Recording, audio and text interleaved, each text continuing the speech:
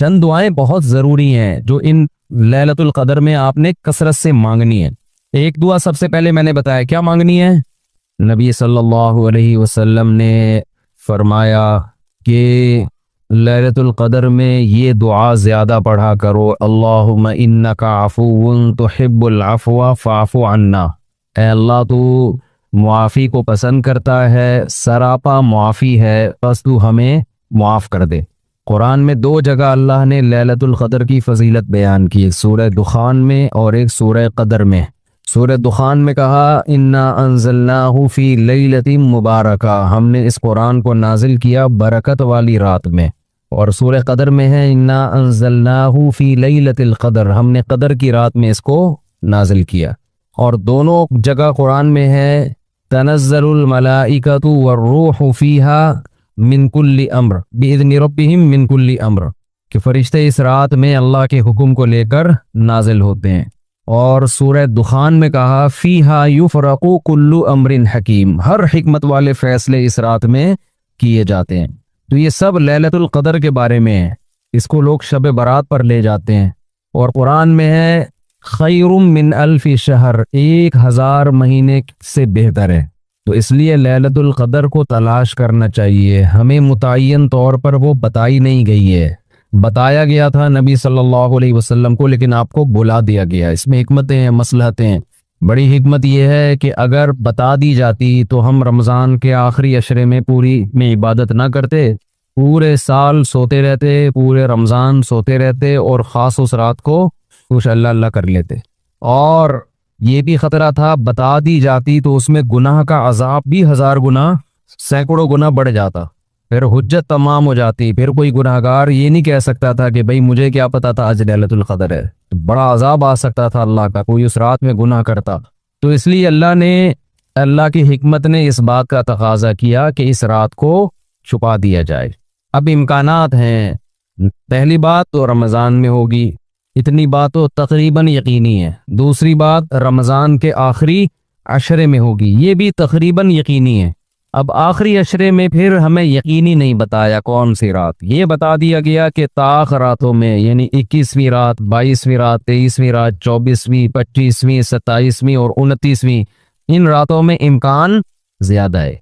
और बाज़ हजरात के नज़दीक 27वीं में इम्कान और भी ज़्यादा है, बाज़ हजरात का मौक़िफ़ है, लेकिन यकीनी बात नहीं है। तो ताख रातों में यानी कोशिश तो करें रमज़ान के आखिरी अशरे में इबादत करें, वरना कम से कम आखिरी दर्जा क्या है कि रमज़ान की ताख रातों में खुद भी नमाज, तिलावत और दुआ में दिल लगाएं और अपने घर वालों को भी नमाजों और तिलावत में लगाएं, दुआओं को बच्चों को भी लगाएं, उठाया करें रात को जाके कि बेटा उठो, थोड़ा अल्लाह अल्लाह कर लो, नमाज पढ़ लो, कुछ अल्लाह से दुआएं मांग लो। दुआ को बहुत फोकस करना चाहिए, आजकल दुआओं को छोड़ दिया बिल्कुल। हालांकि सबसे बड़ी इबादत ही दुआ है। दुआ में अल्लाह और बंदे का जो कनेक्शन होता है ना, वो नमाज में भी नहीं बनता, वो तिलावत में भी नहीं बनता। वो जो ताल्लुक बनता है ना अल्लाह और बंदे का दुआ में, वो किसी इबादत में नहीं बनता। तिलावत का मतलब तो ये कि अल्लाह आपसे क्या कह रहा है वो सुन लें आप, इसमें तो ये फायदा होता है। लेकिन दुआ में तो आप अल्लाह से ताल्लुक बढ़ाते हैं ना, आप अल्लाह से मांगते हैं। इसलिए इन रातों में खूब गिड़गिड़ा के लंबी लंबी दुआएं मांगने का मामूल बनाएं। एतकाफ वाले साथी भी बैठ जाया करें अकेले में, कहीं कुछ कर लें, अल्लाह अल्लाह सब कुछ मांग लें, ये सोच कर के जो मांगेंगे अल्लाह हमें वो देगा। जब इंसान मांगता है ना, पता नहीं मिलेगा ना मिले, तो फिर मिलता नहीं है। अल्लाह कहता है जब तू तेरा मेरे बारे में ये नजरिया है कि मैं देता ही नहीं हूं, तो फिर मांगता रहे बैठ के, मैं नहीं दूंगा। अल्लाह में इस्तिगना बहुत है। अल्लाह का मामला यह है कि अल्लाह में इस्तिगना बहुत है। अल्लाह के सामने झुकोगे तो वो चप्पड़ फाड़ के देगा, थोड़ी सी भी अकड़ दिखाओगे तो फिर अल्लाह का कुछ नहीं बिगाड़ सकते, फिर खुद ही रुलते रहोगे, सारी जिंदगी बर्बाद होते रहोगे। जैसे नबी सल्लल्लाहु अलैहि वसल्लम ने एक बूढ़े को बुखार में देखा, फरमाया कि तहूरुन, ये बुखार तुम्हारे गुनाहों को माफ करेगा, खैर बरकत का जरिया है। वो बेचारा गुस्से में था, उसने कहा ये एक बुढ़े को तंग करने के लिए आया है। आपने फरमाया अब ऐसा ही होगा, ये गुनाहों की माफी का जरिया अब नहीं बनेगा। तो दुआ में मांगे ये सोच करके यकीनी तौर पर अल्लाह मेरी दुआ को कबूल करेगा, और बार बार मांगते रहें। मांगे क्या, ये बड़ी प्रॉब्लम है, ये बड़ा मुसलमान के साथ मसला है। भाई बड़ी बड़ी चीजें मांगे अल्लाह ताला से। सबसे बुनियादी जरूरत हमारी क्या है? फमन ज़ुहज़िहा अनिन नार व उदखिलल जन्नत फ़क़द फ़ाज़, जिसे जहन्नम की आग से बचा लिया गया और जन्नत में दाखिल कर दिया गया, वो है असल कामयाब।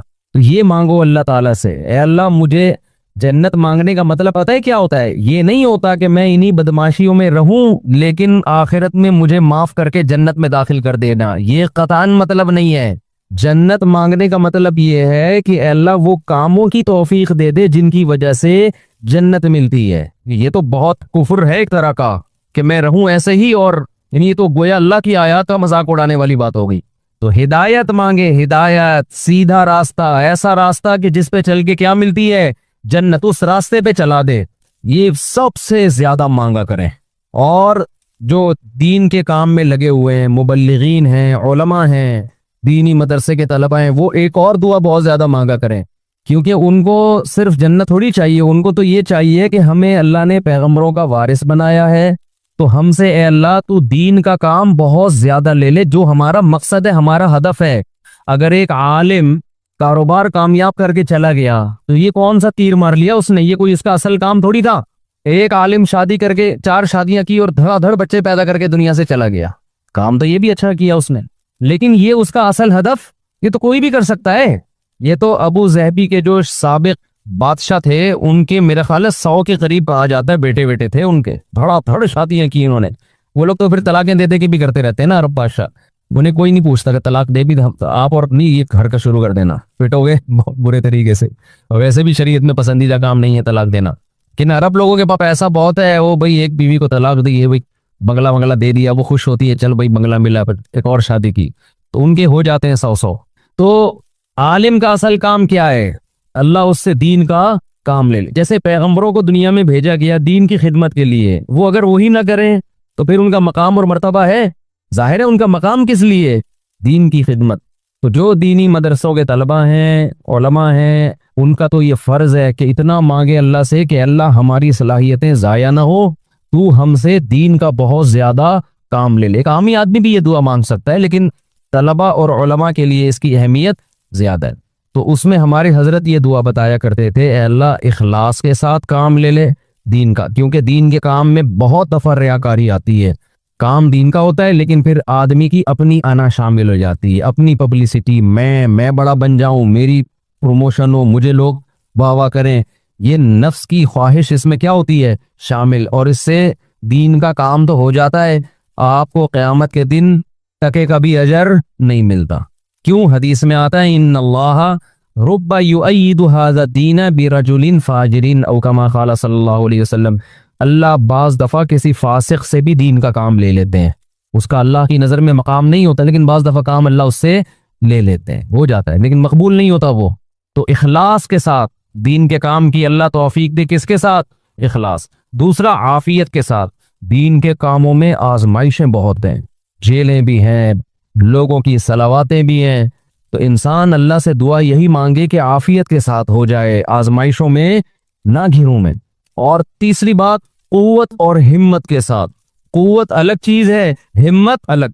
पावर भी हो मेरे पास काम की, कमजोर आदमी दुनिया में काम नहीं कर सकता, तो काम भी कुव्वत के साथ हो, पावर के साथ, जानदार काम हो, कुछ करके जाऊं दुनिया से, लोग कहे भाई, लोग कहे ना कहे, अल्लाह कहे कि कुछ करके गया है। लोगों को बाज दफा पता ही नहीं होता, कर कोई और रहा होता है, कैश कोई और करा रहा होता है, तो अल्लाह को पता है, अल्लाह कहे कि वाकई को कुछ करके आया है।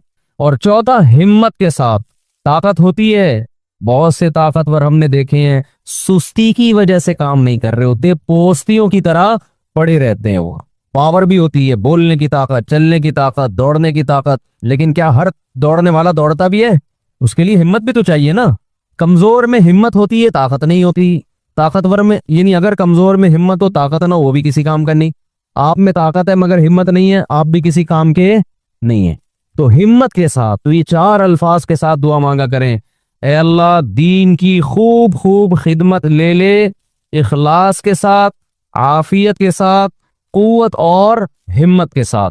इतनी खिदमत कि मैं दीन के कामों में किसी से पीछे ना रहूं, क्योंकि मुकाबला है, कंपटीशन है।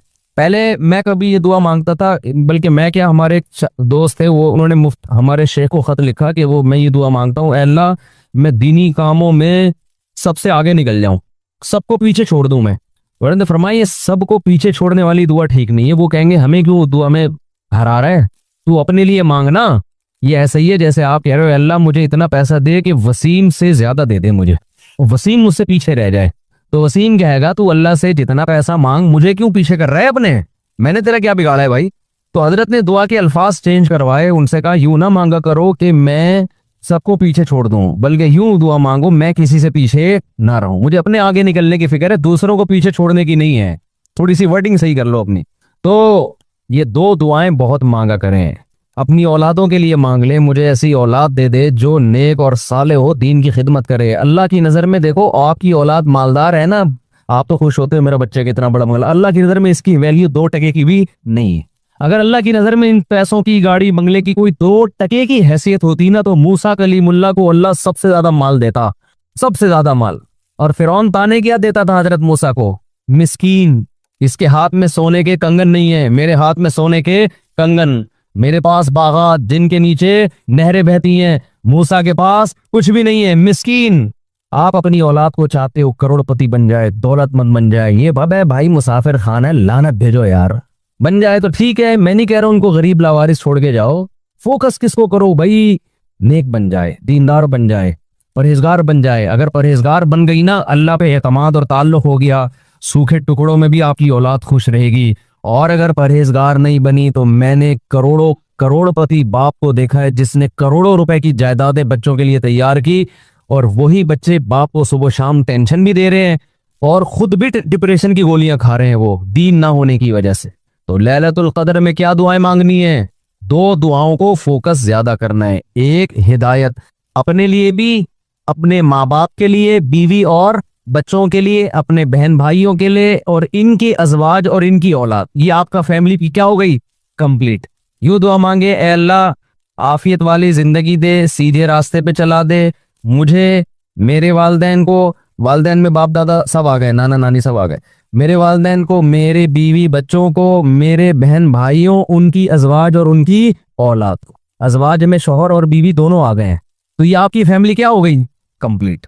तो ये सब के लिए दुआ कर दी। तो चंद दुआएं, अब मौजूद चल पड़ा है तो मैं बता देता हूं जो मांगनी चाहिए, क्योंकि हमारे यहाँ दुआ ही नहीं, अजीब इस तरीके से दुआएं मांगी जा रही होती है। चंद दुआएं बहुत जरूरी हैं जो इन लैलतुल कदर में आपने कसरत से मांगनी है। एक दुआ सबसे पहले मैंने बताया क्या मांगनी है, हिदायत, बल्कि इससे भी पहले अपने गुनाहों की मगफिरत, क्योंकि गुनाह दुआ की कबूलियत में आड़ बनते हैं। अल्लाह कहते हैं तू मेरी तो कुछ भी नहीं मानता और अपनी मुझसे मनवा रहा है, मैं जब तुझे आजमाइश में डालता हूं तो तू कुछ भी नहीं करता। तो पहले अल्लाह से माजरत कर रहे हैं, माफी मांगे, जो मेरे गुनाह हो चुके माफी चाहता हूं, मैं इकरार करता हूं मैं गलत हूं, तू मेरे गुनाहों को क्या कर दे, माफ। ये बार बार मांगे अल्लाह से, यही है इन्नका अफुव्वुन तुहिब्बुल अफ़्वा फ़अफ़ु अन्ना। और दिल में नियत करें अल्लाह मैं तुझसे वादा करता हूं आइंदा मैं गुनाह नहीं करूंगा। शैतान ऐसे मौके पे कहेगा अबे तू कर लेगा तो क्यों झूठे वादे कर रहा है। तो शैतान को बोले तू और मैं जानू अल्लाह जाने तुझे कबाब में हड्डी बन के तुझे क्या तकलीफ हो रही है। ये शैतान ना ऐसे मौके पे ये करवाता है ताकि मुंह से बात भी अच्छी ना निकालो आप। शैतान आएगा और कहेगा कि भाई तू दुआएं मांग रहा है कि तू मैं दोबारा नहीं करूंगा, तूने करना तो है ये काम दोबारा, क्यों अपने आप को धोखा दे रहा है। तो आप शैतान से क्या बोलो, भाई मेरा मामला अल्लाह का मामला, तेरे को बीच में तकलीफ क्या हो रही है। जैसे मैं जब शादी कर रहा था तो लोग मोहल्ले वाले कह रहे थे मुफ्ती साहब को क्या हो गया, फिर तीसरी शादी कर रहे हैं। तो एक साहब ने कहा भाई अपने खर्चे पे कर रहे हैं, लड़की के अब्बा राजी हैं, तो आपको तकलीफ क्या हो रही है। उनके घर वालों को हो तो समझ में आता है। तो यही बात शैतान को समझा दी है, सही है। ये वसवसे डालता है शैतान अमल से रोकने के लिए। तो भाई जब बाद में खुदा ना खास्ता हो गया तो दोबारा तौबा कर लेंगे। अब ये थोड़ी कि अगर होने का खतरा है तो हम कोई अच्छा काम ही ना करें, बाकी अच्छे अमल भी छोड़ दे इस चक्कर में कि हमसे तो गुनाह हो जाता है तो हम क्या, हमें क्या। भाई हो जाता है तो जब होगा तो देखा जाएगा, अभी तो नहीं हो रहा ना, अभी तो जज्बा नहीं करेंगे बस। तो पहले क्या करना है, गुनाहों से तौबा, उसके बाद हिदायत की दुआ। सबसे बड़ी जरूरत क्या है, सीधे रास्ते पर चलने की तौफीक, उसमें अपने लिए, बीवी बच्चों के लिए, अपने वालिदैन और बहन भाई और उनकी अजवाज और औलाद, ये पूरा बड़े बड़े रिश्ते कवर हो गए इसमें, ठीक है ना। फिर तीसरे नंबर पर दीन की खिदमत की दुआ कि अल्लाह हमसे दीन का बहुत काम ले ले, क्योंकि उलमा के लिए तो सबसे बड़ा की फजीलत ही यही है कि अल्लाह उनसे दीन की खिदमत ले ले। वो दुनिया में कारोबार के लिए नहीं है, शादियों के तो एक ज़िम्नी चीज़ है, उसके लिए शादियों को प्रमोट करने के लिए ज़रूर है, क्योंकि वो भी दीन का एक हिस्सा है। कभी हमारे हजरत मुफ्ती रशीद अहमद साहब कहते थे, उलमा को खुद शादियां ना करो, लोगों को तरगीब दो। लोग कहते थे हजरत जब तरगीब कैसे दें, जब खुद नहीं कहेगा, खुद करोगे तो दीन के काम के काबिल नहीं रहोगे। इतने झगड़े होंगे ना कि बस इसी काम के रह जाओगे और किसी काम के नहीं रहोगे। तो अलबत्ता ये सुन्नत है ज़रूरी, तो लोगों को तरगीब दो, लेकिन वही बात है कि ऐसे तरगीब दें, लोग कहेंगे खुद कर नहीं रहा। तो इसलिए हमने कहा कि आधी बात आपकी लेंगे, आधी हम अपनी लेंगे। हमने हजरत की आधी बात ली कि लोगों को तरगीब दो, दूसरी जो थी ना खुद नहीं करो, ये वाली नहीं ली हमने, ठीक है ना, खुद भी करेंगे, ठीक है। तो दूसरी दुआ क्या करनी है, ऐ अल्लाह दीन का काम मुझसे बहुत ज्यादा ले ले। ताजिर है वो भी दुआ कर सकते हैं, दीन का काम ले ले, अल्लाह उसके माल से मदारिस बनवा दे, मस्जिदें बनवा दे, यतीम खाने खुलवा दे, तो कितनी बड़ी बात है। चौथी दुआ आफियत की, ये ना मांगा करे अल्लाह मुझे मालो दौलत दे दे, अल्लाह मेरी तनख्वाह 2 करोड़ करवा दे, इस तरह की दुआएं ये जुजियात हैं, हदफ को फोकस करना चाहिए। अल्लाहुम्मा इन्नी अस्अलुकल अफ़्वा वल आफिया, मुआफी चाहता हूँ, आफियत, आफियत वाली जिंदगी, टेंशनों से पाक जिंदगी चाहिए। अब वो अल्लाह की मर्जी है, पैसा दे के टेंशन से पाक कर दे या बगैर पैसे के आपको टेंशन फ्री बना दे। आफियत चाहिए मुझे, फिद्दीनी व दुनिया वल आखिरा, दीन में भी आफियत, मेरा दीन भी मुसीबतों से महफूज रहे, मेरी दुनिया भी और आखिरत भी। वफी अहली व माली, मेरे घर बार भी परेशानियों से महफूज रहे, बीवी बच्चे भी, व माली, और मेरा माल भी मुसीबतों से महफूज रहे। मालों पे हलाकतें आ जाती हैं, फैक्ट्रियों को आग लग जाती है, तो ये बड़ी जामे दुआ है, समझते हो। उसके बाद एक दुआ अल्लाह से और मांग लो। शादीशुदा आदमी के लिए घर एक बड़ी टेंशन होता है ना, वो कह सकता है कि मैं अल्लाह से मुसीबत से पनाह मांग रहा हूँ, तो मुसीबतें तो मैंने घर में खुद पाली हुई हैं। शादीशुदा लोग, बाज लोगों की ये राय होती है, तो यूं दुआ मांगो, रब्बना हब लना मिन अज़वाजिना व ज़ुर्रियातिना कुर्रता आयुन, अल्लाह हमें हमारी अज़वाज यानी बीवियों और औलाद की तरफ से आंखों की ठंडक। ये दुआ औरत भी मांग सकती है, क्योंकि ज़ौज का लफ्ज़ बीवी पर भी और शोहर पर भी। आंखों की ठंडक दे, इनको हमारी आंखों की ठंडक बना दे, जब हम घर आए तो खुशी हो, मेरी वाइफ बैठी हुई है माशाल्लाह, मेरे बच्चे बैठे हुए, खुशी हो। ये ना हो कि जब घर आए तो पता चला बेगम मैके गई हुई है, तो खुशी से पागल हो जाए आदमी, जैसे कि आजकल हो रहा है। वो टिकटॉक पे आते थे ना पहले, अब तो पता नहीं, मौका ही नहीं मिलता देखने का। वो एक आदमी का दिखाया, उसकी बीवी मैके जा रही है, तो वो बड़ा परेशान ना कि यार जा रही है, कुछ अफसोस हुआ, और इधर मुंह करके खुशी से नाच रहा है, ठीक है ना। तो ये कंडीशन ना हो। ऐ अल्लाह हमारे घर वालों को और औलाद को हमारे लिए आंखों की ठंडक। आंखों की ठंडक का यहाँ मतलब यह है कि उनको नेक बना दे। उनको क्या बना दे, नेक, शरीफ, शुरफा, नमाज रोजे में लगे हुए हो, घर जाओ तिलावत का माहौल हो, दुआओं में लगे हुए हो, तिलावत कर रहे हो, तो जिसकी फितरत सही हो उसे ये अमल देकर उसकी आंखें क्या हो जाती हैं, ठंडी। और अगर आप घर में गए, बेगम साहिबा ड्रामा देख रही हैं, सीन चल रहा है बड़ा टाइट किस्म का ना, और बच्चे भी पबजी पे लगे हुए हैं, फिल्में देख रहे हैं, म्यूजिक सुन रहे हैं, खुदा की कसम इससे आपकी आंखें ठंडी नहीं होगी। मैं लोगों से कहता हूँ अपनी बच्ची को स्कार्फ पहनाओ, प्रॉपर ड्रेस पहनाओ, फिर देखो कितनी प्यारी लगेगी आपको। और आप उस स्कार्फ जो है ना, और स्कर्ट पहना दो, स्लीवलेस कपड़े पहना दो, आपको वो आंखों की ठंडक नहीं लगेगी। घर का माहौल दीनी हो, तहारत का, नमाज का, तिलावत का, मामूलात का। तबलीग वाले करवा देते हैं, अपनी औरतों को तबलीग में वक्त लगवाओगे तो घर में ये मामूलात शुरू हो जाएंगे। तबलीग में बड़ी जान है, बड़े बड़े लोगों को मैंने देखा है, बेगम कंट्रोल में थी, तबलीग में ले गए, सही हो गई, वो घर का माहौल बन गया। और घर का माहौल औरत से बनता है, आदमी से नहीं बनता। तो आंखों की ठंडक बना दे। वजअलना लिलमुत्तकीना इमामा, ये इसी की तफसीर है। और हमें परहेजगारों का इमाम बना। ये मतलब नहीं कि अगले इलेक्शन में हम जीत जाएं। परहेजगारों का इमाम का मतलब इमाम तो हम हैं ही, हमारे मातहतों को परहेजगार कर दे, अच्छे लोगों के सरबराह हूं हम।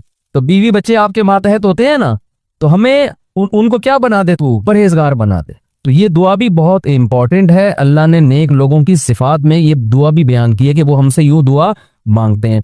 और 2 दुआएं और जल्दी से बता दूं, ये टॉपिक नहीं था, लंबा होता जा रहा है मुसलसल, इस पे मैं मुस्तकिल इंशाल्लाह बयान करूंगा। 2 दुआएं और लैलतुल क़द्र में, और वैसे भी मामूल बनाए। एक दुआ ये कि जहन्नम की आग से खुलासी, बार बार कुरान ये बयान करता है, जन्नत की तलब और जहन्नम की आग से खुलासी।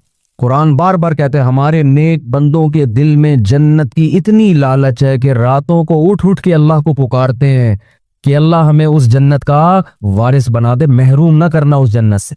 जिनका आखिरत पर ईमान नहीं है ना, उन्होंने जन्नत को दूसरे दर्जे पे रखा हुआ है। में भी हो सकता है जन्नत हो, मिल जाए तो ठीक है, इस तरह से मांग रहे होते हैं। आप मुझे बताओ, दुनिया में आपको कोई ऐसा पैकेज दिया जाए कि ये कर लो तो तुम्हें फिर उसके बदले में ये मिलेगा, तुम्हें 1000 गज का बंगला मिलेगा, और ऐसा बंगला होगा, करोड़ों रुपए का बंगला होगा, उसमें फिर तुम्हारी बड़ी अच्छी शादी हो जाएगी, बहुत खूबसूरत बीवी मिलेगी तुम्हें, और उसमें तुम्हारी खुराक ऐसी होगी, तुम्हारी जवानी 100 साल तक रहेगी, है भाई, और तुम्हें जनाब करोड़ों करोड़ों रुपए की गाड़ियां मिलेंगी। यानी जन्नत के 10वें हिस्से की बात अगर हमसे की जाए दुनिया में, तो मेरा ख्याल है सारा दिन उसकी तलाश और तलब के अलावा हमारा कोई काम नहीं होगा।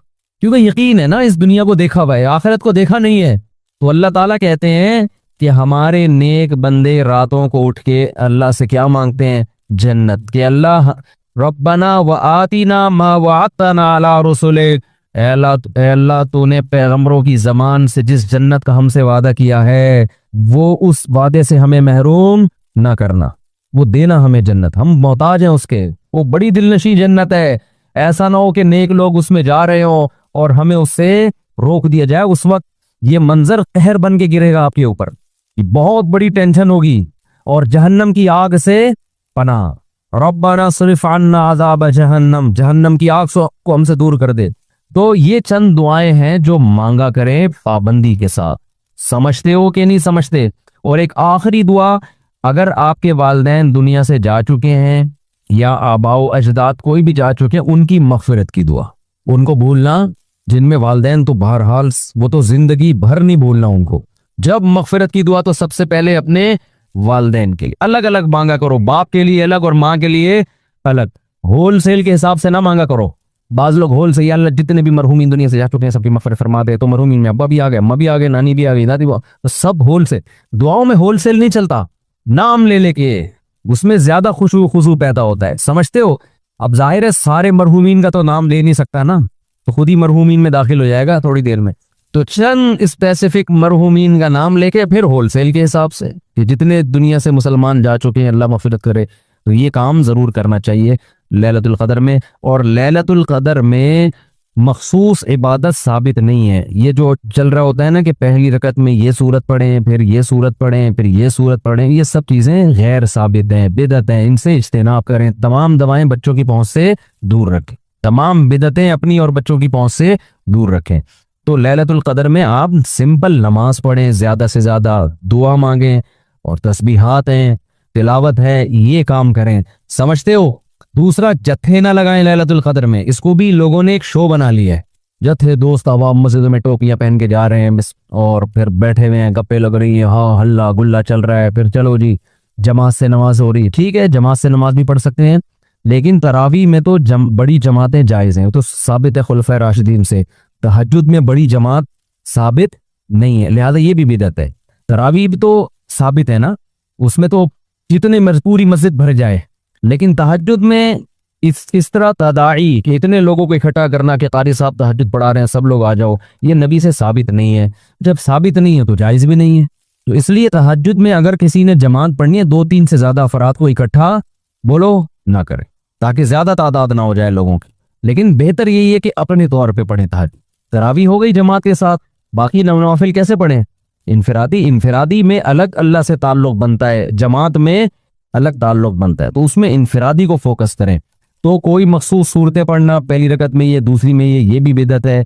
सलात व तस्बीह की जमात भी जायज़ नहीं है, समझते हो?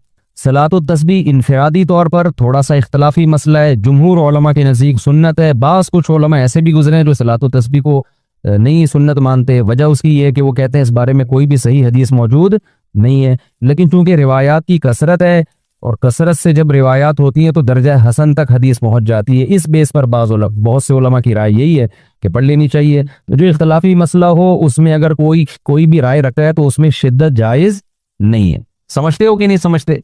तो अच्छा, मेरा मौक़िफ़ चूंकि ये वाला है जो इब्न तैमिया रहमहुल्लाह का मौक़िफ़ था, तो मैं क्या, मेरी औकात क्या, बाज़ बड़े उलमा का भी वही मौक़िफ़ है, तो इसलिए तो मैं भी उसी मौक़िफ़ को मानता हूँ। लेकिन कोई पढ़ता फतवा में यही देता हूँ जो जमहूर का है कि भाई ठीक है, जो मुफ्ता भी कौल तो यही है कि पढ़ लेना चाहिए। अब्दुल्लाह बिन मुबारक, अल्लामा नासिरुद्दीन अलबानी रहमहुल्लाह ने इस मसले में अब्दुल्लाह बिन मुबारक की तकलीद की है, उनकी नज़र में भी इस बारे में कोई हदीस सही नहीं है, लेकिन चूंकि अब्दुल्ला बिन मुबारक से इसकी सुन्नियत मनकूल है तो उन्होंने इस मसले में तकलीद की है। किसकी? अब्दुल्ला इब्ने मुबारक की। कितने बड़े आदमी पढ़ते थे, तो ठीक है। तो खैर, कहाँ से लंबी बात चली गई। तो लैलतुल कदर में दुआएं मांगनी है और गुनाहों से माफी। तो गुनाहों से माफी में, गुनाह दिमाग में होंगे तो माफी मांगेगा ना, तो पहले अपने गुनाहों के बारे में सोचना भी है कि मेरे अंदर खराबियां हैं क्या। तो there are two types of खराबीज। खराबियों की कितनी किस्में हैं? दो। एक अल्लाह से मामला ठीक नहीं है, एक अल्लाह के बंदों से। तो अल्लाह से जो मामला ठीक नहीं है, फर्ज नमाज आपके जिम्मे, रोजे आप कज़ा कर रहे हैं, बदनजरी कर रहे हैं, सूद खा रहे हैं, जिना कर रहे हैं, इंटरनेट पर फोश फिल्में देख रहे हैं। एक गैर मुस्लिम लड़का है जो दिल से इस्लाम को मानता है और अल्लाह को भी मानता है, लेकिन इसने जाकर बाकायदा इस्लाम कबूल नहीं किया जान के खौफ से। अगर इसने किसी मुसलमान लड़की से निकाह कर लिया तो क्या इसका निकाह हो जाएगा? देखें, दिल से इस्लाम को मानना, अल्लाह को मानना, इससे इंसान मुसलमान नहीं हो जाता जब तक ये ज़बान से इकरार नहीं करता। कुरान कहता है वजहदू बिहा वस्तयक़नतहा अनफुसुहुम ज़ुल्मन व उलुवा, कि फिरौनियों ने जो है ना इनकार किया मूसा अलैहिस्सलाम का, हालांकि दिल में वो यकीन था कि मूसा अलैहिस्सलाम अल्लाह के पैगंबर है। तो ज़बान से भी इकरार करना पड़ेगा जब इस्लाम में दाखिल होता है। गैर मुस्लिम को ये कहना पड़ेगा कि मैं अपना पिछला मजहब छोड़ता हूँ और इस्लाम में दाखिल होता हूँ। तो हाँ, ये अलग बात है कि अनाउंस करने में, इसको यानी पब्लिकली अनाउंस करने में, अगर उसको जान का खौफ है तो पब्लिकली अनाउंस ना करे। लेकिन अब जहां लड़की से शादी हो रही है वहां बता दे कि मैं इस्लाम कबूल कर चुका हूँ और एहतियातन सर्टिफिकेट भी बनवा ले। तो उसमें जो है उसका, अगर वो इकरार कर लेता है कि मैं मुस्लिम हूँ और बता दे भाई मैं अनाउंस इसलिए नहीं कर रहा कि मुझे जान का खौफ है, तो फिर उसको मुसलमान ही समझा जाएगा। लेकिन इसमें यह होता है कि बाज़ दफ़ा लड़कियां बताती हैं कि जी जिससे हम शादी करना चाहती हैं वो गैर मुस्लिम है जो इस्लाम कबूल कर चुका है लेकिन अनाउंस नहीं कर रहा। मैं कहता हूँ भाई अल्लाह तो उसके दिल की हालत को जानता है, आपको क्या पता। क्योंकि ऐसे केसेस आए हैं कि वो दिल से मुसलमान नहीं हुआ था, उसने ज़बान से कह दिया और अनाउंस कर नहीं रहा वो, तो बाद में पता चला वो तो अभी भी गैर मुस्लिम ही है। तो हम किसी के दिल के हालात पर फतवा नहीं दे सकते, लेकिन शरीयत ने मामलात करने में, जब किसी से आप कोई मामलात करेंगे ना, निकाह भी तो एक मामला है, तो उसमें फिर शरीयत ने एहतियात का हुक्म दिया है। मुफ्ती साहब, मैं जब भी अल्लाह को याद करता हूँ शैतान कोई ना कोई रुकावट डाल देता है, नमाज पढ़ना भी मुश्किल हो जाती है। नमाज पढ़ना शुरू करता हूँ तो किसी न किसी इंसान का चेहरा आता रहता है। जब अल्लाह को याद करता हूँ तब भी किसी इंसान का चेहरा आ जाता है। बराए मेहरबानी इसका हल बताएं। इसका हल ये है कि आने दें, जो आ रहा है आने दें, आप इसकी टेंशन न लें। इसको दूर करने की कोशिश करेंगे तो ये और आएंगे। जो अल्लाह ने आपके जिम्मे काम लगाया है ना, वो आप काम में लगे रहें, और जो ख्यालात आ रहे हैं उनको आने दें, भगाएं भी नहीं उनको। तो आपका जब अल्लाह का जिक्र है, आप तस्बीह लेके अल्लाह को याद करें, नमाज पढ़ें, बस नॉर्मली जैसे सब मुसलमान करते हैं आप भी करते रहें।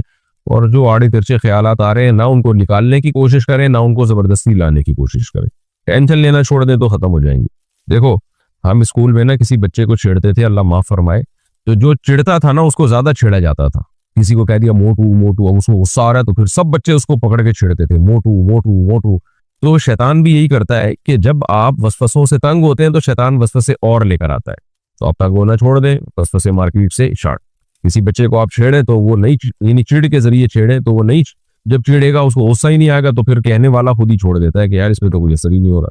मोहम्मद तस्लीम अख्तर इंडिया से, शरीयत में बीवी को भाई जिस बात पर मारने की इजाजत है और कहाँ पर और कितना, इनको पूरी जगह बताऊं मैं, किस किस जगह पर कितने किलोमीटर फी घंटा की स्पीड से आपने थप्पड़ लगाना है और किस बात पे लगाना है। मेरे भाई ऐसे सवाल ओपनली नहीं पूछे जाते। मारना बीवी को अच्छी बात नहीं है, और मैं अगर इस तरह के मारने के तरीके बताना शुरू कर दूं तो लोग तो जरी हो जाएंगे, जुल्म करना शुरू कर देंगे। हमारी सोसाइटी में खासतौर पर जो अनपढ़ इलाके हैं उनमें तो औरतों पे जुल्म होता है। तो अल्लाह ने इजाजत दी है चंद शर्तों के साथ, तो और तरगीब नहीं दी है, और ये हुक्म है कि बेतहाशा नहीं मार सकते आप।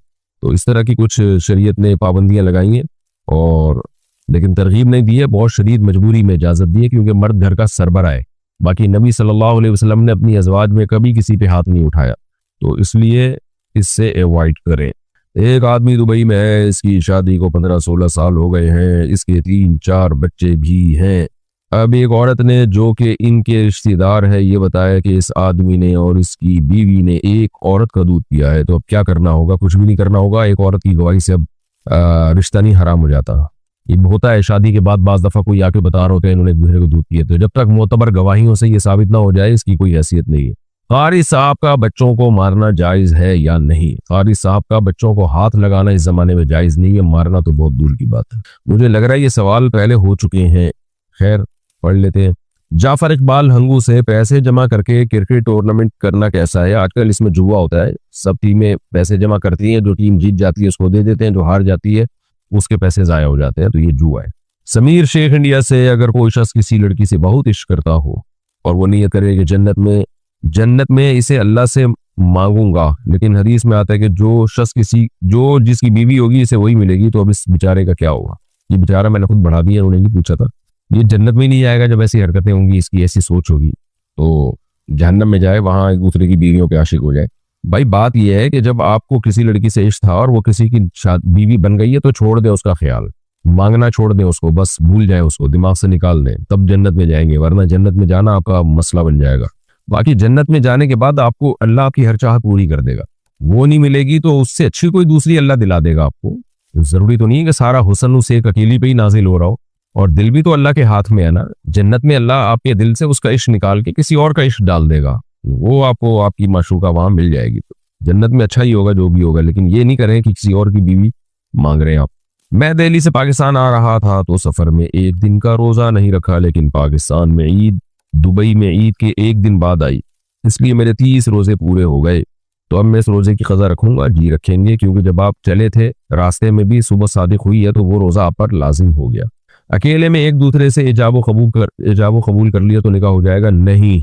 जाफर इकबाल हंगू से, ऐसी मूवी देखना जिसमें सिर्फ कॉमेडी हो, बेहयाई ना हो, तो क्या ये जायज़ है? बिल्कुल भी बेहयाई अगर नहीं है तो जायज़ है, लेकिन बेहतर नहीं है, टाइम वेस्टिंग है। बहरहाल जायज़ है। अगर भाभी देवर से पर्दा ना करें तो क्या ये गुनाह कबीरा में आएगा? देखें, बिल्कुल गुनाह कबीरा में आएगा, क्योंकि पर्दा ना करना एक दफ़ा तो नहीं होता ना, वो तो कंटिन्यू ये होता है कि फिर पर्दा जो करती है वो करती है, जो नहीं करती है वो नहीं करती। सगीरा गुनाह भी इसरार से बार बार करने से कबीरा बन जाता है, तो इसलिए भाभी पर देवर से पर्दा करना लाजिम है। अगर वो नहीं करती तो ये कबीरा में ही आएगा। क्या यहूद और नसारा जिस कमेटी के मालिक हैं इनमें काम किया जा सकता है? जिस कंपनी के मालिक हैं, सॉरी, इसमें काम किया जा सकता है? जी किया जा सकता है। ये सवाल नहीं लग रहे हैं मुझे। कमीशन बेस्ड सैलरी लेना जायज़ है? कमीशन बेस्ड सैलरी का क्या मतलब है? कमीशन बेस्ड सैलरी तो यानी आपने कोई काम किया तो आपको उसका एक कमीशन मिल रहा है, तो जायज़ है ये। आपकी क्या मुराद है? मुझे सवाल दोबारा आप भेजें एक्सप्लेन करके। अगर हमारे घर में कुरान ख्वानी या कुल ख्वानी या रबीउल अव्वल का खाना आए तो क्या वो खाना जायज़ है, जबकि पता हो कि वो ख़त्मुल्लाह के नाम पर ही पढ़ा है, सॉरी वो ख़त्म अल्लाह के नाम पर ही पढ़ा है, किसी गैरुल्लाह के नाम पे नहीं पढ़ा? तो क्या रिश्तेदारी निभाने की नीयत से या खाने की बेहुरमती ना करने की नीयत से इसको खा सकते हैं? मुद्दज़िल्लुहुल आलिया, जो सामने आया खा लिया। देखो भाई, कुरान ख्वानी या कुल ख्वानी या रबीउल अव्वल का खाना ये बहरहाल बिदअत है। जो कुरान ख्वानी इसाले सवाब के लिए होती है, इसका हमें कोई सबूत नहीं मिलता नबी सल्लल्लाहु अलैहि वसल्लम से, तो ना खाया करें। लेकिन बहरहाल जब घर में आ गया है, आप उस कुरान ख्वानी में शिरकत तो नहीं की ना आपने। जब खाना घर में आ गया है तो आप रिश्तेदारों को बता दें कि ये अमल ठीक नहीं है आपका, ये जो आप बिदअतें कर रहे हैं ये अमल ठीक नहीं है, क्योंकि आपने खाना लेके खा लिया ना, इससे उनकी बिदअत की तायीद होगी। तो कहेंगे लो भाई ठीक नहीं है और खा रहे हैं, तो आप उनको बता दें कि ये अमल आपका ठीक नहीं है। फिर वो खाना चूंकि बजाते खुद हराम नहीं है, क्योंकि उस पर गैरुल्लाह का नाम नहीं लिया गया, तो फिर उसको ज़ाया करने से बेहतर है खा लें। लेकिन उनको ये एक दफ़ा बता ज़रूर दें कि भाई ये ठीक नहीं है, ताकि उनको आपके अमल से ये एहसास, ये ख्याल ना हो कि ये लोग इसको जायज़ समझते हैं। क्या जब बच्चे कुरान पाक को पूरा कर लेते हैं तो इनकी आमीन करना जायज़ है? जायज़ है, बच्चों की हौसला अफजाई होती है इससे कि भाई बच्चों ने कुरान ख़त्म किया है तो एक दावत करते हैं, ये हौसला अफजाई के लिए जायज़ है। क्या 786 का मतलब बिस्मिल्लाह होता है? इल्म आदात भी किसी बात को, कलाम को लिखने का एक तरीका है, तो 786 का मतलब बिस्मिल्लाह ही होता है, लेकिन ये सुन्नत के खिलाफ है। सुन्नत यही है कि बिस्मिल्लाह को पूरा बिस्मिल्लाह की सूरत में लिखा जाए, यानी जो अरबी रस्मुल खत है उसमें लिखा जाए। क्या तहज्जुद की नमाज हुजूर सल्लल्लाहु अलैहि वसल्लम पर फ़र्ज़ थी? बहुत से उलमा इसके कायल है कि तहज्जुद की नमाज नबी सल्लल्लाहु अलैहि वसल्लम पर फ़र्ज़ थी, वल्लाहु आलम। अगर बीवी नेक हो और शौहर इसके साथ बेजा ज़्यादती करे, इसको आराम भी न करने दे और घर के कामों में इसको बिल्कुल अहमियत न दे और अपनी बीवी को बिल्कुल वैल्यू न दे, और जब वो बीमार हो तब भी इसके आराम में खलल पैदा करे, तो इसकी औलाद को क्या करना चाहिए? क्या अपनी माँ के लिए स्टैंड लेना चाहिए? मोहब्बत से बाप को समझाना चाहिए। अब्बू आप थोड़ा सा ख्याल करें, बल्कि खुद ना समझाएं, किसी के जरिए समझवाएं। बेटे जब बाप को समझाते हैं तो बाप में उल्टा और ज़्यादा वो जो है ना मनफी जज्बात पैदा होना शुरू हो जाते हैं कि ये कौन होते हैं मुझे समझाने वाले। तो होना ये चाहिए। एक तो बड़ा मसला आजकल हमारी सोसाइटी में ये है, माँ बाप ने जो बच्चे पैदा करना छोड़ दिए ना, उसका बड़ा नुकसान है कि शादी के बाद लड़की पे जब जुल्म होता है ना, तो कोई साले वाले होते ही नहीं है इतने कि वो बहनोई को जुल्म से रोके। एक आध बच्चा होता है। आप कल ही एक खातून आई है मेरे पास, बेचारी पे जुल्म हुआ, तलाक हो गई 3-4 बच्चों के साथ। मैंने कहा, अब वो कह रही है ना मेरा शौहर जो तलाक देने वाला शौहर है मेरे बच्चों का खर्चा भी नहीं दे रहा, कोर्ट के धक्के नहीं खा सकती मैं, वजह उसकी ये कि मैंने कहा आप अपने खानदान के अफराद को डालें, तो फिर खानदान ही नहीं है, अब्बा बूढ़े हो गए हैं और भाई है नहीं कोई, तो ये फिर बच्चियों के साथ ये होता है हिसाब किताब। तो इसलिए भाई अपनी बच्चियों को भाई दें, अपने भाइयों को, अपने बेटों को बहनें दें, खानदान दें। ये 2-2 बच्चों के बाद कोई पीछे खड़ा नहीं होता कि वो उसके हुकूक की आवाज उठाए। खानदान में अल्लाह ने इंसान को पैदा किया है कि जब खानदान के किसी फर्द, खानदान वाले आपस में जितना भी लड़े, लेकिन जब अपने किसी फर्द पे जुल्म होता है तो खड़े भी यही होते हैं फिर मुकाबला करने के लिए। तो ये भी बड़ा मसला है कि अब बेटे बाप से कैसे लड़ेंगे भाई। लड़ेगा तो वो ना जो, हाँ अगर बेटे समझदार हैं तो मोहब्बत से उनको वो बाप को समझा सकते हैं, लेकिन मैं ये बता रहा हूँ कि समझाएंगे तो होता ही है कि बाप में उल्टे मनफी जज्बात पैदा होना शुरू हो जाते हैं कि मेरी औलाद मुझे समझा रही है। तो अल्लाह हिदायत दे, हम यही दुआ करते हैं। और अपने जो आप जो है ना खातून जिसके साथ ये जुल्म हो रहा है वो अपने भाइयों को बताए, अपने वालिद को बताए, पहले तो शौहर को आराम से समझाए भाई क्या हो गया, तबलीग में वक्त लगवाए। तबलीग में भी बहुत से लोगों के अखलाक बहुत अच्छे हो जाते हैं, हमने देखा है। अगर मुंह में निस्वार हो तो जिक्र कर सकते हैं, बिल्कुल कर सकते हैं। अगर शौहर जिना करता हो तो इसके साथ रहना जायज़ है। औरत अपनी मजबूरी देखे कि उससे अलहदगी लेके जाएगी कहाँ। अच्छे शौहर मार्केट में वैसे ही कम अवेलेबल है आजकल, और फिर रिश्ता इससे कोई अच्छा आदमी करेगा कि नहीं करेगा, तो इसलिए जायज़ है। लेकिन बहरहाल ये बड़ी तकलीफ दे बात है औरत के लिए। क्या जिक्र के लिए वजू करना ज़रूरी है? नहीं। यूट्यूब से कमाई खाना जायज़ है या नहीं, इसमें मैं 20 दफ़ा क्लिप रिकॉर्ड करवा चुका हूँ। जायज़ है, लेकिन कुछ रकम आप सदका कर दें, चंद फीसद। फजर की अजान से कितनी देर पहले तक तहज्जुद पढ़ सकते हैं? तहज्जुद का ताल्लुक अजान से नहीं है, सुबह सादिक से है। सुबह सादिक से पहले पहले आप तहज्जुद पढ़ सकते हैं, सुबह सादिक के बाद नहीं पढ़ सकते। अजान अगर टाइम पे होती है, सुबह सादिक पे होती है, तो फिर अजान से पहले पढ़ लें। अजान ही लेट हो रही है तो फिर सुबह सादिक का टाइम देखा जाएगा। मोहम्मद निसारपुर से, माँ बाप बद्दुआ देने के बाद तौबा कर लें तो क्या इनकी बद्दुआ कबूल होगी? अल्लाह से उम्मीद की जा सकती है कि इंशाअल्लाह कबूल नहीं होगी वो बद्दुआ, अगर उन्हें तौबा कर ली है। बाकी ये बहुत बुरा अमल है माँ बाप का औलाद के लिए बद्दुआ करना। अगर कोई लड़का हिंदू हो और हम इसे पसंद करते हो, इसके लिए दुआ करें या अल्लाह ये मुसलमान हो जाए, क्या ये दुआ करना जायज़ है? बिल्कुल जायज़ नहीं है, क्योंकि आप उसके इस्लाम की दुआ अपनी पसंदीदगी की वजह से कर रही है। ये जायज़ इसलिए नहीं कि किसी की हिदायत की दुआ, इसकी किसी गैर महरम के बारे में इतना फ्री होना उससे और उसकी लिए दुआएं मांगना, इससे फसाद का अंदेशा है। वैसे तो किसी के लिए भी दुआ मांगी, ये भी दुआ मांगी जा सकती है अल्लाह मेरी इससे शादी करा दे, इस दुआ में कोई हरज नहीं है। लेकिन नौउमर जवान लड़कियों का किसी शख्स को जहन में रखकर इतना ज्यादा उसको, और खासतौर पे वो गैर मुस्लिम है, ये गैरत और हमीयत के भी खिलाफ है और फितनों में पड़ने का अंदेशा है। आप उसका ख्याल दिल से निकाल दें। बस आप जर्नली दुआ मांगा करें, अल्लाह जितने भी गैर मुस्लिम है सबको हिदायत दे। स्पेसिफिक उसका ना बोलें कि अल्लाह जितने भी गैर मुस्लिम है बशमूल माइकल के अल्लाह सबको हिदायत दे, ये ना किया करें आप। तो अल्लाह ने जिसको हिदायत देनी होगी दे देगा, आप उसका दिमाग से तस्वुर निकाल दें। हमारी थोड़े दिन पहले किसी से लड़ाई हो गई थी, फिर हमने इससे अपना दिल साफ कर लिया, लेकिन हमारी बातचीत नहीं हुई।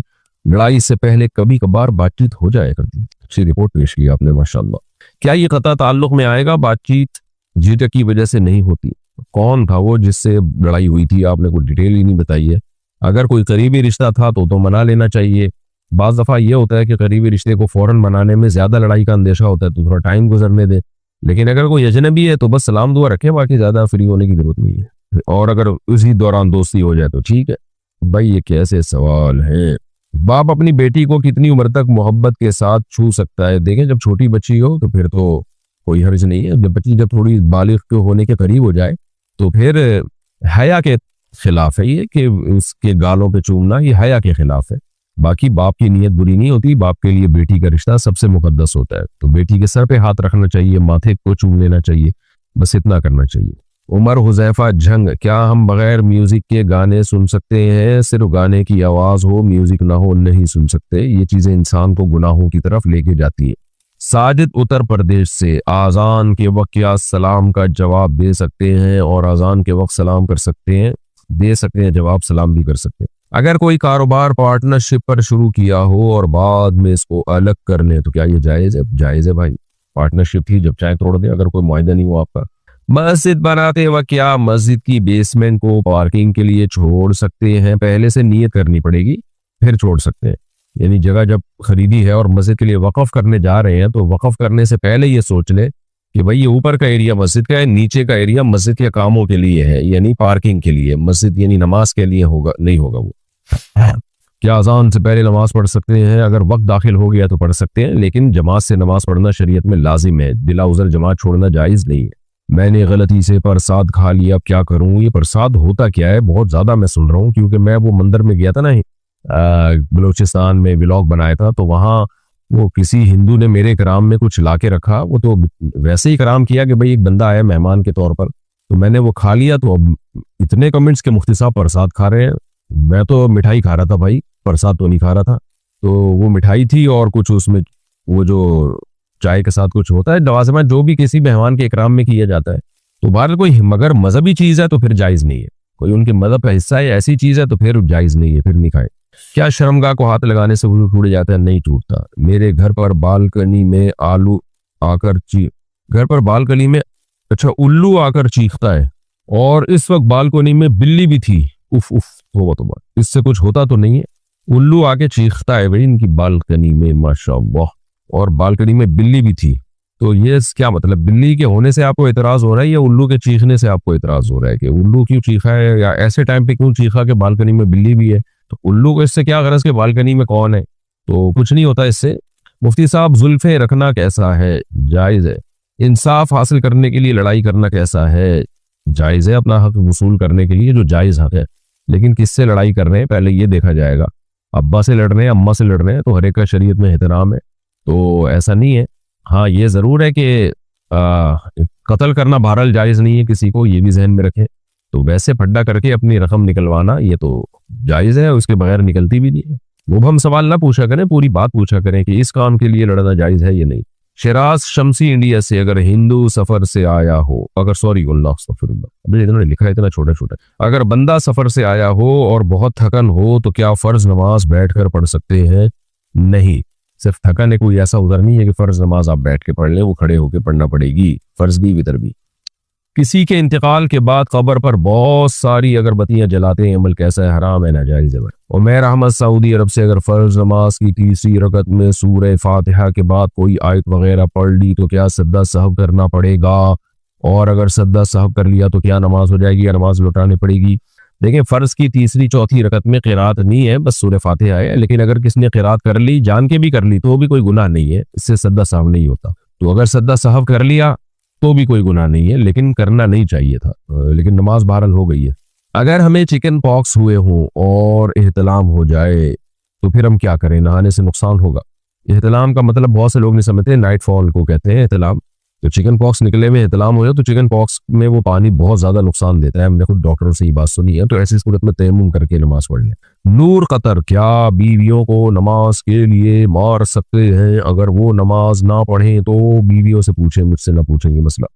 हमारे एक अजीज का इंतकाल हो गया, इनके मरने से कुछ दिन पहले इनके घर से बदबू आ रही थी, जो सिर्फ उन्हीं को आ रही थी, इसका क्या मतलब? और अब इनकी औलाद इनके लिए क्या कर सकती है? उनको जब बदबू आ रही थी, उन्होंने बताया भी कि बदबू आ रही है और आपने उस बदबू को दूर करने की कोशिश नहीं की, हो सकता है इसी की टेंशन ले ली हो उन्होंने। तो खैर, इससे कुछ भी नहीं है भाई, बस उनके लिए दुआ करें, मगफिरत की दुआ जो नॉर्मल मैयत के लिए, मुर्दों के लिए होती है, इसाले सवाब करें, यही करें। उस बदबू आ रही थी नहीं आ रही थी, उस बहस में ना पड़े। मुझे फजर की नमाज में शक हुआ जब मैं जमात से नमाज पढ़ रहा था कि मैंने सजदे में पता नहीं कुछ पढ़ा कि नहीं, तो मैंने अकेले में सजदा सहव कर लिया। जब इमाम ने सलाम फेरा तो क्या मेरी नमाज हो गई या लौटानी पड़ेगी? पहली बात, सजदे में अगर कुछ भी ना पढ़े तो भी सजदा सहव नहीं होता। दूसरी बात यह कि इमाम के पीछे जब किसी से गलती होती है तो भी सजदा सहव नहीं होता। मेरे हस्बैंड को यूके गए हुए 2 साल हो गए, वो मुझसे राब्ता भी रखते हैं, क्या इनके लिए इस तरीके से जाना जायज़ है? अगर मियाँ बीवी जवान है तो फिर जायज़ नहीं है। 2 साल बीवी की परमिशन के बगैर इतना दूर रहना ये जायज़ नहीं है। मोहम्मद वसीम अबू जहबी से, मेरे एक दोस्त की लॉटरी निकली है, क्या मैं इससे वो रकम कर्ज़े हसना के तौर पर लेकर इससे कारोबार कर सकता हूँ? क्या ये जायज़ है नाजायज़? हराम है, नाजायज़ है भाई। शकील साहब चकवाल से, क्या स्टेट लाइफ इंश्योरेंस करना जायज है या नहीं? नहीं।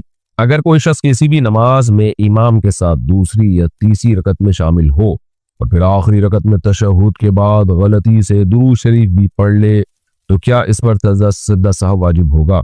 नहीं वाजिब होगा, क्योंकि इमाम के पीछे था ना जब तक इंसान इमाम के पीछे होता है गलती करने से उस पर सजदा साहब लाजिम नहीं होता। मैं इंडिया से हूँ, मेरे घर वालों ने मेरा नाम काफिरुद्दीन रख दिया, अस्तगफिरुल्लाह। अब मैं क्या करूं? आप मुस्लिमुद्दीन कर दें उस नाम को। किसी को मजाक में भी काफिर कहना ये बहुत बड़ा जुर्म है। तो माँ बाप को हो क्या गया है, आपका नाम इन्होंने ये रख दिया है। अल्लाह इनको हिदायत दे भाई।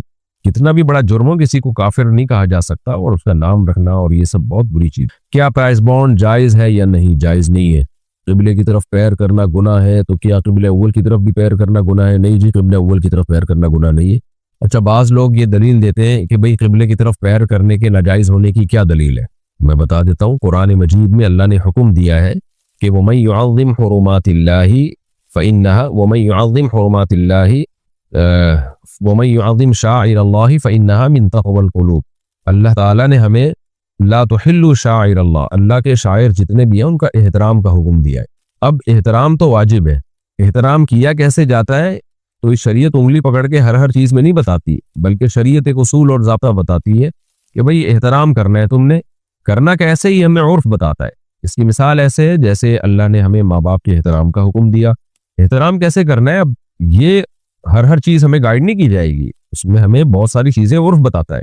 मिसाल के तौर पर आपके अब्बा बैठे हुए और आपने उनकी तरफ पाँव करके बैठ गए आप, तो अब्बा कहेंगे बेटा टांगे हटाओ, ये कैसे मेरी तरफ पाँव फैलाए हुए हैं? तो आपके अब्बा, कुरान में कहाँ लिखा है कि अब्बा की तरफ पाँव फैलाना मना है? अब्बा कहेगा बेटा कुरान में ये तो है ना, अब्बा अम्मा का एहतराम करो, हाँ जी ये तो है, लेकिन पाँव फैलाने का तो नहीं है ना। तो बेटा किसी की तरफ पाँव फैलाना ही बेअदबी है।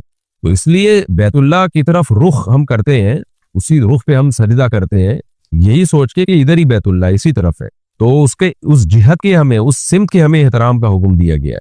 तो इसलिए बैतुल्लाह की तरफ पाँव फैलाना जायज नहीं है। जो ये कहे कि जायज है उससे दलील पूछे कि कहाँ लिखा है हदीस में कि बैतुल्लाह की तरफ पाँव फैलाना जायज है। यहाँ पर बाज लोग एक दलील ये देते हैं कि नबी सल्लल्लाहु अलैहि वसल्लम ने बैतुल्लाह की तरफ पुश्त करके अपनी निशस्त रखी थी, जिसमें आप बैतुल्लाह की तरफ पुश्त करके बैठते थे। तो भाई पुश्त करना है ना, पुश्त करना तो जायज है और जरूरत भी है, क्योंकि पुश्त करने को ही हराम नाजायज करार दे दें फिर तो जिंदगी गुजारना नामुमकिन हो जाएगा, मुश्किल हो जाएगा। बैतुल्लाह में हमने बहुत से लोग देखे हैं ऐसे उल्टे पांव वापस आ रहे होते हैं, पीछे खंबे से टकराओगे भाई, किसी चीज से, बंदों से टकराओगे, गिरोगे, तो वो तो नामुमकिन है। तो ऐसा अदब जिसका करने में बहुत हरज हो, तो वो शरीयत ने उसको, यानी वो अदब फिर अदब नहीं होता, वो एक टेंशन बन जाती है। तो किबले की तरफ पाँव रख करना इसमें तो कोई जरूरत नहीं है। आप मोड़ ले पाँव, थोड़ा सा दाएं बाएं कर ले, हाँ जहां जरूरत हो वहां जायज है। अब जैसे अस्पतालों में पेशेंट लेटे हुए होते हैं, अब उनका रुख ही किबले की तरफ होता है पाँव का, वो यानी उस बिस्तर का, अब उस बिस्तर को दाएं बाएं करना बहुत मुश्किल होता है, पूरा अस्पताल का सेटअप खराब होता है, तो फिर ठीक है भाई उसी की तरफ रख लें, फिर मजबूरी है। आप माजूर हैं, आपसे पाँव फोल्ड नहीं होते नमाज में, बैठ के नमाज पढ़ रहे हैं, तो पाँव किबले की तरफ कर ले। तो जहां जरूरत हो वहां बिला कराहत जायज है, जहां जरूरत ना हो तो फिर बैतुल्लाह काबिल ताजीम है, उसकी तरफ पाँव करना ये बेअदबी है, इससे इज्तिनाब करना लाजिम है। और जो कहे ना कि बैतुल्लाह की तरफ पाँव करना नाजायज है, इसकी दलील क्या है, आप उससे पूछे जायज है इसकी दलील क्या है। शौहर ने अपनी बीवी को 2 दफा कहा तुम मेरी तरफ से आजाद हो, और इसकी बीवी हमल में थी। फिर एक मौलवी साहब से मसला पूछा तो उन्होंने कहा आइंदा ऐसे ना कहना, इसके अलावा कुछ नहीं कहा। फिर इसके बाद कुछ अर्से के बाद शौहर ने अपनी बीवी को कहा तुम मुझ पर हराम हो, लेकिन हराम के लफ्ज़ से तलाक देना मकसद नहीं था, बल्कि ये कहना मकसद था मैं तुमसे मिसरी नहीं करूंगा, क्या 3 तलाकें वाक़ई हो गई है। जब बोल दिया ना तुम मेरी तरफ से आज़ाद हो, तो इससे पहले कलाम क्या चल रहा था, बातचीत क्या चल रही थी वो बताएं। और अगर कोई बातचीत नहीं चल रही थी, बिल्कुल आराम से बैठे बैठे कह दिया तुम मेरी तरफ से आज़ाद हो, तो मेरी तरफ से का जो लफ्ज़ इसने कहा ना, ये वाज़े करीना है कि ये तलाक ही है। तो ऐसा कलाम तलाक के अलावा किसी और माना में मुस्तामल नहीं होता, और इससे होती भी फिर सरीह तलाक है, फिर ये किनाया के तौर पे नहीं है।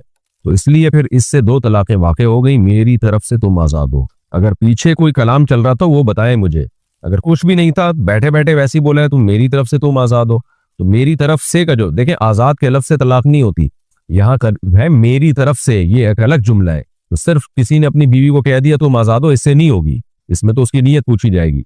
यहाँ है कि मेरी तरफ से, इस पर हमने पूरी तहकीक है, जामित रशीद मुफ्ती आबिद शाह साहब ने बहुत ज़बरदस्त इस पर तहकीक लिखी थी, तो वो बिल्कुल उर्फ के मुताबिक उन्होंने इसको एक्सप्लेन किया उसमें। तो उस तहरीर का ही खुलासा मैं बता रहा हूँ, और मैं भी उस तहरीर से मुत्तफिक हूँ। मेरी तरफ से का लफ्ज जब बोल दिया तो इसका मतलब है कि अगर सियाक़ो सबाक़ में कोई ऐसा करीना नहीं है जिससे पता चल रहा है कि इसकी नीयत तलाक़ी नहीं है, तो फिर तो हम यही कहेंगे नहीं है। लेकिन अगर बैठे बैठे वही कह रहे हैं मेरी तरफ से तुम आज़ाद हो, तो ये कलाम फिर तलाक़ी के माना में इस्तेमाल होता है और सरी तलाक़ है। तो इससे 2 तलाक़ें वाक़ई हो गई हैं। और जब तीसरी दफ़ा का तुम मुझ पर हराम हो, तो हराम का लफ्ज़ में ये कहना कि मेरी मुराद हम बिस्तरी थी, ये भी ज़ाहिर के खिलाफ है।